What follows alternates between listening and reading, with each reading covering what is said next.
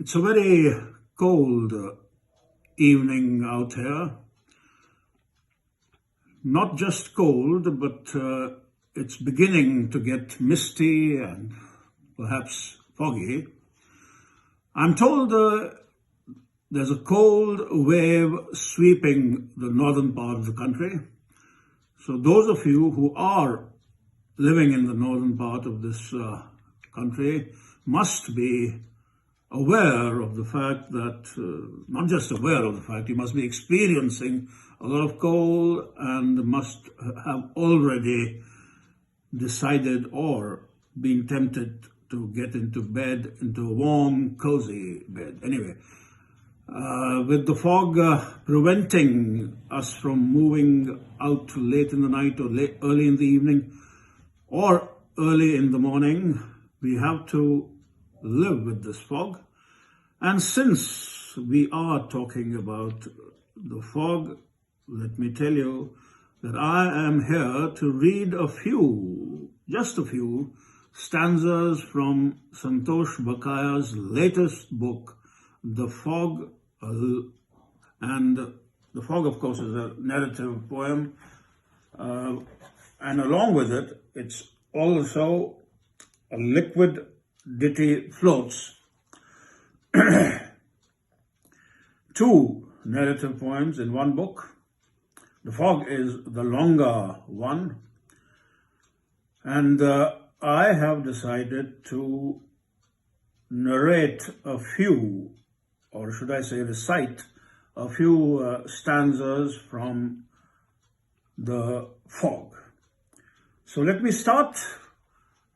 I am looking at a foggy evening. As I look at the sky outside, I cannot see the stars because the fog is preventing me from doing so. Anyway, let me read out a few stanzas of The Fog. Ladies and gentlemen, here I go. Help, help! The blue-eyed beauty screamed again. Hearing the screams, the cat jumped down in pain. It was silhouetted in the lunar light for a long time, then scampered off, mewing away the sorry climb. With mournful looks my way, something it tried to say.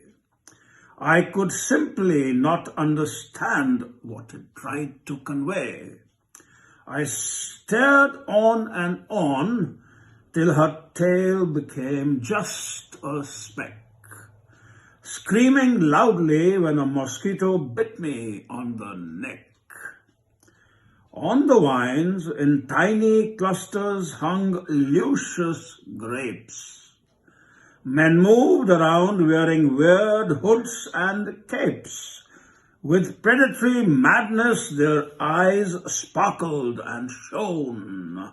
In the wilderness, there was the sound of a trombone. The toads hopped insanely among the thick clumps. Some croaked cacophonously, lounging on tree stumps. Among the plump mounds of green moss, dangers lurked. For some enigmatic reason, the feisty fireflies now perked. Flitting around the bushes, gone absolutely berserk, the fruit trees smiled, their beams piercing the murk. One tree, as though under a pang of conscience sudden, was all a-cure with its heavy and juicy burden. The owls drifted from tree to tree with many a hoot. In the fog, flitting about like tiny flakes of soot. On the leaf-littered ground crunched many a boot. Were the men, the quintessence of evil, about to shoot? In the jungle suddenly echoed a full-throated laugh, followed by whispers and a shuddering cough. A burst of flame to my right made me jump, and from the thick clump hopped a boy plump. Thank you very much